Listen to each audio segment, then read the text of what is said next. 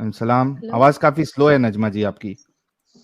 अभी रात हो गई है ना, सब सो रहे हैं, इसीलिए आहिस्ता हाँ, बात कर रही हूँ। हाँ मैंने बढ़ा दिया, अभी परफेक्ट है। बोलिए आप। मोमिना है आप? हाँ। हाँ जी, मैं मोमिन हूँ। अभी है मोमिना आप फिलहाल? जी।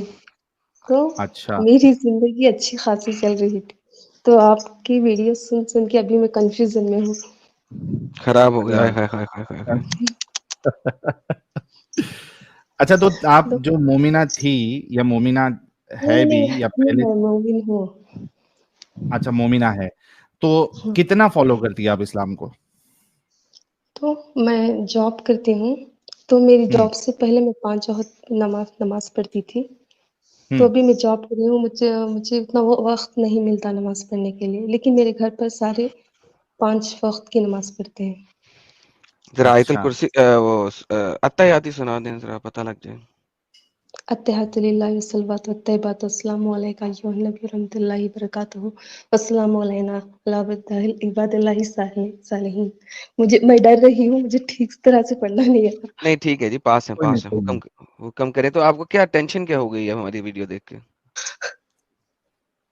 जो आप कुरान का तर्जुमा कर रहे हो, हम्म। तो मैंने सूरे मोमिन परसों मैंने सूरे मोमिन को खोला और और तर्जुमा आपकी ठीक थोड़ी ब्रेक हो रही है नजमा था। जी, थोड़ा नेटवर्क के पास ही रहिए आप। मेरी बहन से बात की, मेरे अब्बा जो 5 वक़्त की नमाज़ पढ़ते हैं, अम्मी जो 5 वक़्त की नमाज़ पढ़ते हैं, मेरी आपी, सबसे पूछा मैंने, हम्म। तो सारे अवॉइड किए मुझे। जा इसे दुश्मन लिखते हैं, तू जा यहाँ से बोले।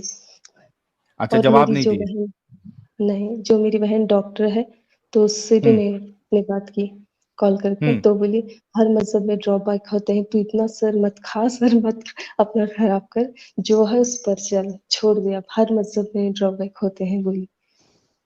अभी तो मेरी एक इसी से फ्रेंड है। अंदाजा लगा लो नजमा जी, थोड़ा सा मैं आपको रोक रहा हूँ, मैं आपको बात करने दूंगा। जितने लोग देख रहे हाँ, हैं, सुन रहे हैं, ये देखिए कि ये जो आयत अक्सर स्ट्रीम में मैं और एडम बताते हैं, सीधा सूरह मोमिनून खोलते हैं। आज भी हमने दो लोगों के सामने खोला और हर बार इनकी बोलतियां मंद होती है। ये सूरा और ये 6 आयत कितना असर करती है, आप सोचो, कितना असर करती है। सूरह मुमिनून, ये सारे हिंदुओं, क्रिश्चियनों, एथियस्टों, एग्नोस्टिको, जितने भी हो, सारे ये रेफरेंस याद कर ले। सूरह मुमिनून सूरह नंबर 23 आयत नंबर 1 से 6, ये कितना हाँ, इफेक्ट मैंने कर दिया। देखा। देखिए, ये भी इन्होंने बार बार सुना, उसके बाद ये अपने घर पे जो भी कुरान थी मैंने उसमें इन्होंने तर्जुमा चेक किया। फिर इनके जो माँ बाप है, जो नमाजें पढ़ते हैं, एकदम पाबंद है, उनसे पूछा तो वो सीधा इनको खारिज ही कर दिया, इनके सवाल को, कि निकल यहाँ से, सवाल ही नहीं करने का। और उनकी बहन जो है, उन्होंने भी कहा कि वो भाई ड्रॉबैक। उन्होंने फिर से मैंने सवाल पूछा, तो अम्मी बोले ये तो पहले ज़माने में था, तब हम्म। का माहौल ऐसा था। तो ऐसा बोले, हम्म। मुझे कुछ सैटिस्फैक्शन नहीं मिला। मैं मेरी फ्रेंड को भी कॉल की मैंने, ये जो पीएचडी हम्म। कर रही है, हम्म। तो तो उसे उतना नॉलेज नहीं है। आपने अपनी अम्मा से पूछा कि अगर ये पहले ज़माने में था तो इससे ऊपर जो नमाज पढ़ने का लिखा है ये भी उसी ज़माने में होना चाहिए। उससे ऊपर जो ज़कात का लिखा है और नमाज में खुशू का लिखा है आयत नंबर 3 के अंदर, और आयत नंबर 2 के अंदर जो ज़कात देते हैं, और आयत नंबर 3 के अंदर जो नमाज पढ़ते हैं खुशू के साथ, तो ये भी उसी ज़माने में होना चाहिए, क्योंकि ये 6 की 6 आयतें कंटिन्यूअन में हैं। यानी कि अल्लाह मोमिनों की निशानियाँ बता रहा है। तो अगर गुलाम के साथ सेक्स करना और गुलाम रखना ये सिर्फ़ उसी ज़माने के लिए था, तो फिर नमाज भी आजकल के ज़माने में नहीं है, क्योंकि वो इसी हाँ, पैराग्राफ के अंदर कंप्लीट हो रही है। जी मैं समझ रही हूँ, मैं आपकी बातों को अपोज़ नहीं कर रही हूँ। हाँ, नहीं, मैं कह रहा हूँ पर कि आपने अपनी मम्मा से पूछा है, जिन्होंने भी आपको जवाब दिया, उनसे उनको बताया नहीं, ये आंसर दिया उनको? नहीं सर, मेरे पास उतना टाइम ही नहीं होता। सुबह 9 बजे जाकर टाइम, मैं और वो फ़ोन पे। एडम, वो इंटरटेन भी नहीं कर रही है ना इनकी मम्मी, प्रॉब्लम हुँ, ये है। हुँ। वो सीधा भेज दे रही है, लेकिन इनको सेटिस्फेक्शन या कन्विंसिंग आंसर नहीं लग रहा। तो नजमा जी, फिर क्या है, मतलब अभी क्या चाहती है आप? मुझे ही नहीं पता सर मैं क्या चाहती हूँ। लेकिन मैं आपसे एक क्वेश्चन पूछना चाहती हूँ। तो इस सारी दुनिया का मालिक कौन है आपके ख़्याल से?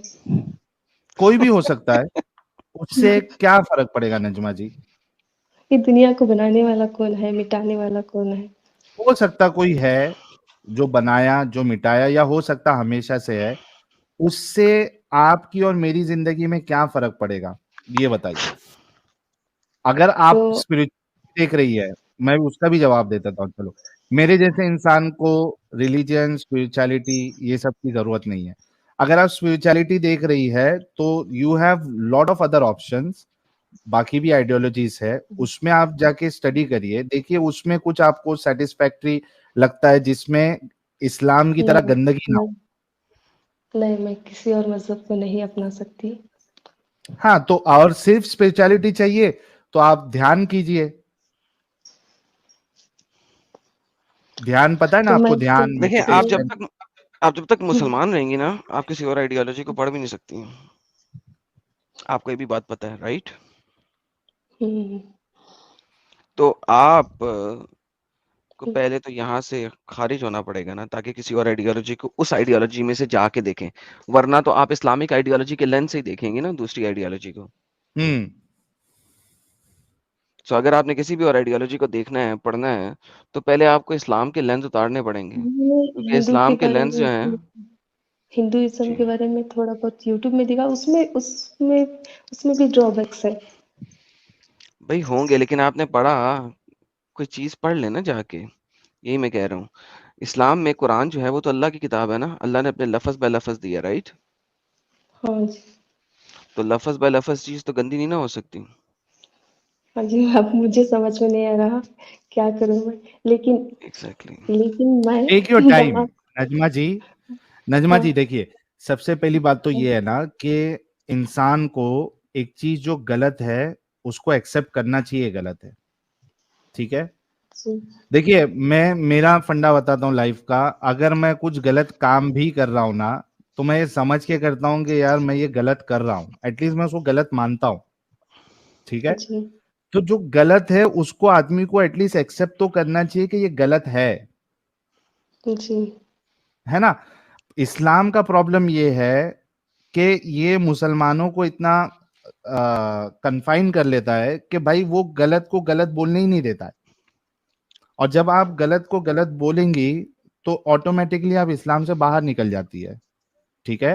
हाँ, तो अभी आपको खुद को थोड़ा सा टेक योर टाइम। मेरा सजेशन यही रहेगा कि ठीक है, आपको कन्विंसिंग आंसर नहीं मिल रहे, और सिर्फ ये एक स्लेवरी की बात नहीं, आपने बाकी कई सारी हमारी स्ट्रीम्स और वीडियोस देखी होंगी जहां पे हाँ जी, कोई भी कन्विंसिंग आंसर मोमिनों के पास होता नहीं है, और जो चीजें हम बताते हैं वो बिल्कुल इंसानियत के खिलाफ, साइंस के खिलाफ, लोगों के खिलाफ आपको मिलती है, राइट।